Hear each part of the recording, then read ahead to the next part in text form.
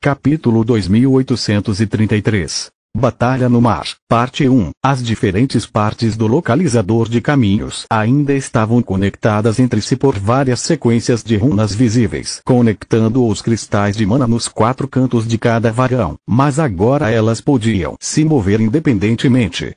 Os vagões tinham cada um seu próprio painel de controle que um dos magos usava para dirigir os carros para evitar o impacto. Os vagões revestidos de Orixalcum desviaram do Titã com facilidade, cada um seguindo seus respectivos caminhos mais curtos antes de formar uma única linha. Os vagões individuais eram mais ágeis, mas também podiam ser cercados e mantidos afastados do resto do trem até que sua reserva de energia se esgotasse. Deixe-me adivinhar.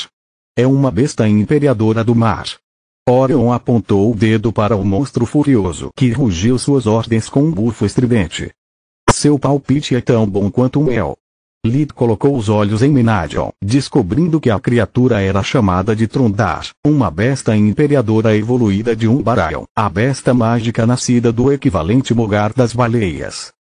Desde quando os olhos conseguem identificar uma espécie desconhecida? Pensei que eles tivessem perdido o banco de dados junto com as memórias de Solos Lit. Pensou enquanto os olhos relatavam a criatura sem nenhum equipamento, apenas alguns anéis ao redor dos dentes, um núcleo azul brilhante e a vitalidade de uma besta divina. Desde que cuidei de encher a biblioteca com todos os tomos disponíveis sobre criaturas marinhas, e Giera Solos respondeu pelo link mental.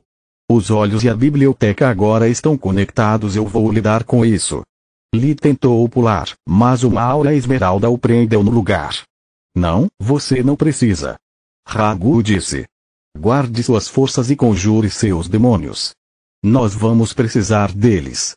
Ela apontou para as muitas bestas mágicas que perseguiam o localizador de caminhos e atacavam suas carroças pelos lados e por baixo. Os magos falsos já tinham se posicionado nos telhados graças aos seus equipamentos magnetizados, mas havia muito pouco que eles podiam fazer. Uma luz correspondente piscando nos telhados o sinalizava qual elemento estava prestes a ser desbloqueado e por quanto tempo, mas tinha que ser um de cada vez.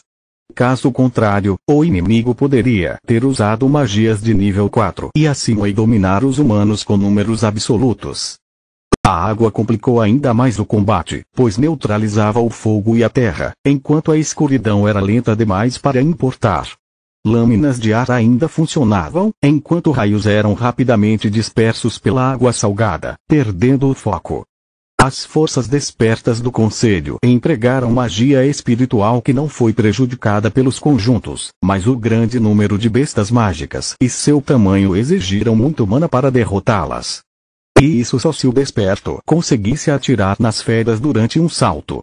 Debaixo d'água, os feitiços rapidamente perdiam a coesão e na velocidade em que o localizador de caminhos se movia, era difícil acertar um alvo nadando. Lid fechou os olhos e se abriu para o vazio, conjurando as correntes negras. Elas vasculharam os arredores, encontrando inúmeras almas dispostas a ajudar. O chamado de Lit não se limitava aos humanos, era apenas que suas almas eram as mais abundantes em um ambiente urbano. As sombras espreitando na parte inferior do localizador de caminhos tomaram a forma de peixes enormes, tartarugas e coisas que se assemelhavam a lulas gigantes. Os olhos reconheceram entre eles feras mágicas do tipo tubarão, orca e polvo. Ele deu a eles 3 olhos no máximo, já que seus oponentes não eram despertos e seus núcleos estavam abaixo do cianos brilhante. Quando ele precisou usar o revigoração para repor sua mana, mais de 100 demônios da escuridão haviam surgido. As bestas mágicas atacantes ficaram surpresas e assustadas com a aparição do inimigo. Elas foram forçadas a ceder na perseguição e se defender. Os demônios evitaram desperdiçar força em magias e investiram contra seus respectivos alvos, usando o toque de abominação para aumentar seu poder. Os polvos enrolavam seus tentáculos em volta de suas presas, enquanto predadores carnívoros os mordiam e nunca mais os soltavam. A cada segundo de luta, as bestas mágicas enfraqueciam, enquanto os demônios ficavam mais fortes. Deixe-me mostrar como você deve lutar em águas altas. Ragu abriu a caixa selada, libertando o rei dos lixos de sua prisão mística. Os ossos rolaram ao vento, ricocheteando no metal do telhado antes de afundar no oceano abaixo com um respingo. Justo. Foi estúpido da minha parte esperar algo diferente. A representante humana suspirou, segurando Nero na curva do braço e se certificando de que o filactério estava seguro. Agiria como um farol e guiaria Inxelote de volta. Assim que ele notasse a mudança em suas acomodações, é claro. Ou melhor, se ele notasse. O manto de mago de Ragu se iluminou, revelando as muitas runas de matriz tecidas em seus fios. Um círculo mágico apareceu na frente de cada um de seus dedos, mais um em volta de cada pulso e um maior atrás de suas costas. Ela o soltou de ambos os lados do localizador de caminhos, fora da área de efeito de seus conjuntos de selamento elemental, e os observou desaparecer à distância. Assim que as formações mágicas se materializaram, um conjunto conjurou um fluxo contínuo de raios, enquanto o outro envolveu uma área cilíndrica de 20 metros de diâmetro e 30 metros de profundidade. O segundo conjunto era composto de elementos água e ar, selando o espaço interno para que os raios gerados pelo primeiro conjunto não pudessem cruzar a fronteira, mantendo sua força total. As feras mágicas presas dentro dos círculos concêntricos ficaram atordoadas pela voltagem crescente da água até que todos os nervos de seus corpos foram fritos e seu sangue ferveu. Isso é magia dimensional? Freya perguntou. Uma de suas aplicações, sim. Ragu assentiu. Assim. Mais círculos concêntricos foram liberados, concentrando o poder do elemento água em um espaço reduzido. Pedaços precisos de água congelaram, prendendo dentro de si bestas mágicas que agora não podiam se mover ou respirar. Mesmo que conseguissem se libertar com sua própria magia de água antes de morrerem asfixiados, a essa altura eles estariam longe demais do localizador de caminhos para retomar a perseguição. Esse é o equivalente mágico das cargas de profundidade. Lee pensou, usando os olhos para decifrar o segredo por trás da velocidade insana de conjuração de Ragu. Com cada aceno de suas mãos, Ragu liberava na frente do localizador de caminhos um conjunto de 3 matrizes concêntricas. A primeira era baseada em escuridão, preenchendo o espaço dentro dos círculos mágicos com entropia. O segundo era um conjunto de gravidade que criava um fluxo ascendente de água carregando as bestas mágicas que perseguiam o trem. O terceiro era o conjunto dimensional campo de contenção, que restringia os efeitos dos outros conjuntos e protegia o localizador de caminhos deles. No ar e longe da água, as criaturas marinhas perderam a cobertura do oceano e a vantagem de seu volume. Elas foram reduzidas a enormes balões de carne que os magos alinhados no teto dos vagões derrubaram com facilidade. Mesmo que errassem, a magia negra do primeiro conjunto causou dano suficiente para forçar as feras sobreviventes a fugir. Matrizes deveriam ser lentos e complicados, mas ela os conjurou com facilidade. Em um rápido olhar, ela estava combinando magia verdadeira com conjuração corporal. Capítulo 2834 Batalha no Mar, Parte 2. De alguma forma, as runas dos encantamentos entrelaçadas no tecido eram capazes de canalizar a mana de Ragu. Ela não tinha necessidade de manifestar nenhuma runa que já estivesse presente em seu manto de maga, ela só tinha que circular a energia elemental adequada e o artefato faria o resto. Conjurar runas era semelhante a escrever palavras usando mana como tinta.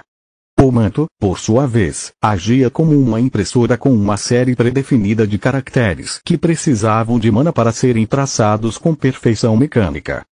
Para o desânimo de Lit, isso foi tudo que ele conseguiu, já que os feitiços de camuflagem do artefato atrapalhavam os olhos e ele tinha coisas mais importantes para fazer.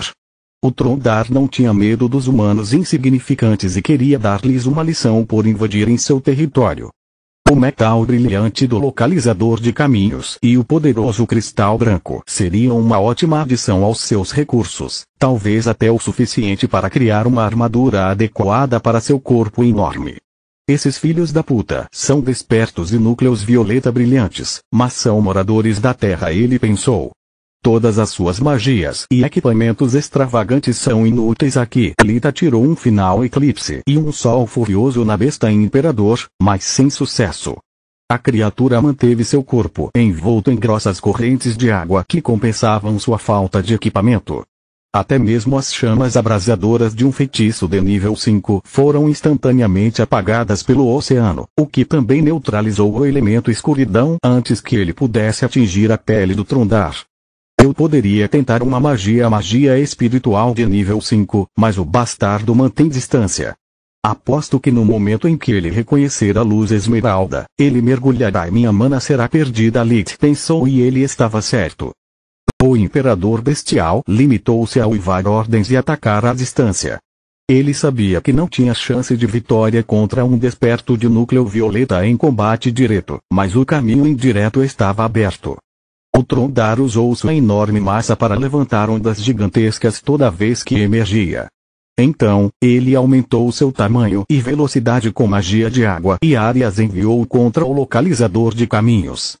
Claro, os conjuntos de selamento elemental neutralizariam sua mana assim que entrasse em seu alcance, mas não poderiam fazer nada contra o grande volume de água e a energia cinética que ele havia acumulado até aquele ponto. Você nunca vai acreditar no que aconteceu comigo.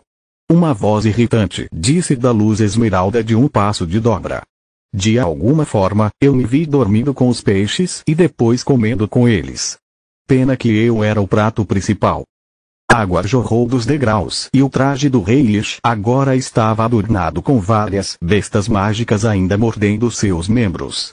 Elas estavam torcendo seus corpos na tentativa de rasgar o pouco de carne que lhe restava e quebrar seus ossos. Um mero encolher de ombros transformou os predadores em presas enquanto Inxalot sugava a força vital e a carne das bestas mágicas. Seus corpos ficaram mumificados por um instante e então apenas os esqueletos permaneceram. Quanto ao rei dos lixes, ele voltou à sua aparência humana. Mais ou menos. Ele agora parecia um homem bonito na casa dos 50, com cerca de 1,78 metros de altura, com cabelos castanhos grisalhos com mechas azuis, vermelhas e pretas por todo o corpo. Os muitos buracos em sua túnica mostravam mais de seu físico do que a etiqueta de qualquer raça que empregasse roupas permitia. Parte de seu corpo estava coberta por escamas opacas que pertenciam aos peixes dos quais ele se alimentava, outras estavam envoltas em uma concha quitinosa dos crustáceos, e pequenos tentáculos saíam de seu queixo, semelhantes a uma barba viva. Só para ter certeza, isso é algum tipo de comitê de boas-vindas ou estamos sob ataque? Ele perguntou. Estamos sob ataque.